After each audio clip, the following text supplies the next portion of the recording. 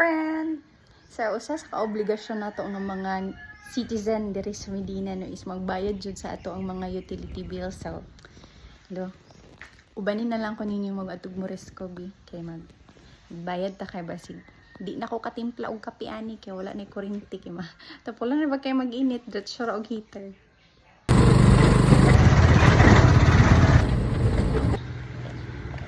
So asa na sad ko nalagpot. Nanabad ko sa Moresco. Magbayad ta.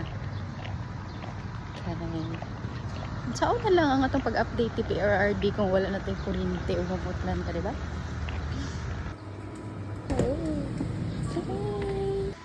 Walay tao. Ay, naaday. Sudsad mga jatot ni sala. Pero duha ra ka buok ang nagbayad ahead of me, so dili na kay ko makagawas fish. I'm so happy. Prepares ako sa akong bill. O diba pila ra ka seconds human na? I'm done. Diba? Dali ra kayo.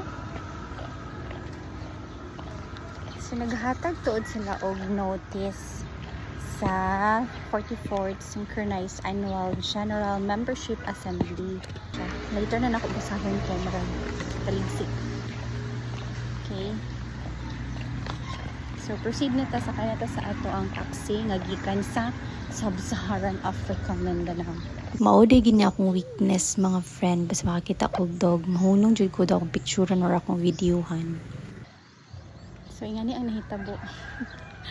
Gipauna naman ako ang gisakyan kaganina. So, wala na ako yung masakyan karon. Mingaw man kayo. Awa oh.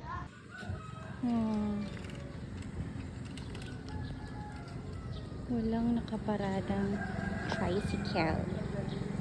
So, antay-antay muna tayo mga friend.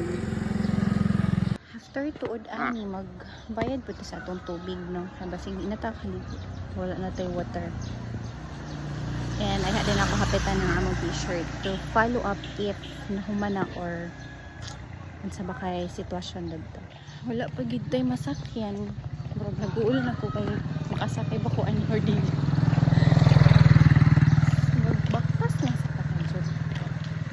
Kadlong lang siguro ko dito taman sa Parlitas nga gate kay murag to dito ang daghang motorized nga moabot.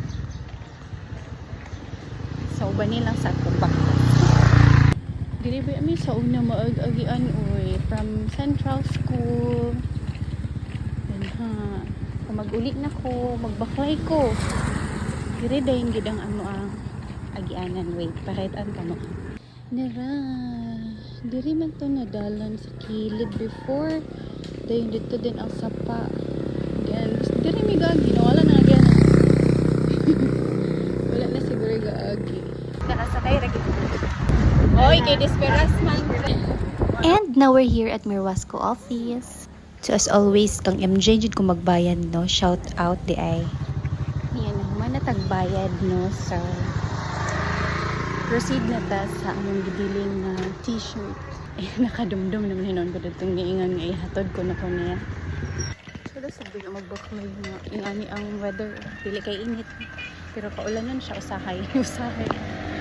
And iabot na di tuod no, and located rin sila sa mismong tapad ng Mr. DIY nga building. So as you can see, kamulo pa sila og himo sa mga nakauna. So first come first serve basis ni siya, and ang ilahang kamulo nga gihimo is ang katong mga cotton nga mga t-shirt. So since nga mo kay day 2 na namo inhatag, so wala pa siya nasugdan, nakahilera pa siya, so mag-unli lang sa balay, no.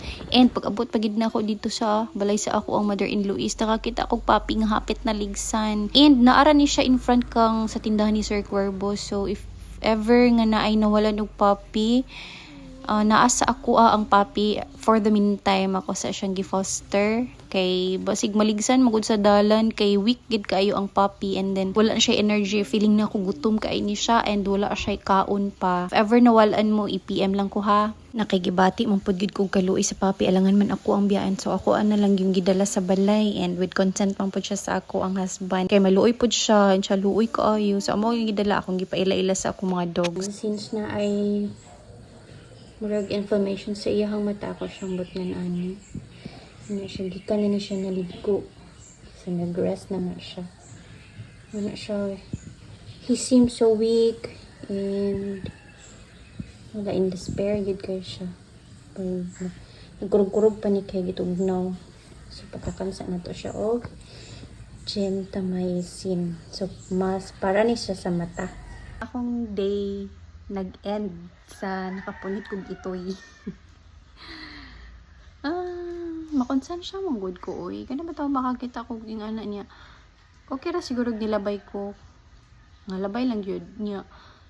Kato siya kay it happened nga abi gani na kog naligsan gid sa ako ang tricycle nga gisakyan kay pag pass through gid na mo sa iya hadi ay nining ana then mutong nakalingi ko so pag naog na ko kay dito magid ko nga area ni naog but ako nakita nga hala na itoy my god pud basig naligsan or akong gipunit nilihok pa man as in so weak gid kay siya kung saon ko man na kung ing ana nga ikaw ra gid ang naa didto and then helpless kayo nga puppy as in doy kayo nunoon nimo kung ikaw usa ka tao ing adto kailangan nimo og tabang di ba ka istorya wala lang so as a dog lover sa gid makarelate ani kanang makonsensya bitaw nga biyaan na lang nimo nga ikaw mismo na adidto naglingi-lingi gid ko kay basin di ay nahiwalay lang siya sa iyang mother or sa iyang di bali sa iyang kanang family din wala man kay murag feeling nako naglakaw-lakaw ni nga ito hantod nga na weak bitaw siya so if ever lang ha nga na ay nuwad anog puppy niya maojud na nga itsura pwede ra gid ninyo kuhaon sa ako for the meantime ako lang sa siyang i-foster hangtod nga makagain na siya og strength balik and ma-okay na siya kay murag sa karon week wala feeling nako wala ni siya kaon dayon uhaw kaayo siya ako sa siyang tunawan sa iinitan siya sa kanang malunggay then ako to siyang i-mix with kanang gatas unya kay I don't know feeling nako wala pa ni less than 3 months pa ni nga ito may gani kay physically wala siya samad-samad pero daghan kay siya kuto and kaya nang hopefully wala siya wala siya natakdan og distemper simba ko sa dalan kay makompromise ako ang mga tiyanak lini sa salad pero ganahan kay kuno kay pag-abot gid nako nga gipasimot nako sila ang puppy observant ra gid kay sila ila ra gyud gisimutan wala nila giawhag friend kay mostly magid sa dogs bisan na stranger nga maabot sa ilang balay masking puppy pa kayo ha kanang di pagid fightless pa awhagon man gid nila pero sila kay ila ra jud gisimhutan tan-awaon lang nila gina-observe ra pod nila then tuod sad ilang duulon kay ila na pod simhuton may gani kay mga buutan kini mga panghaka ni sa more to siya friend for more update ani nga puppy pwede mo mag-follow sa akong page or sa akong sa Facebook account and wala more to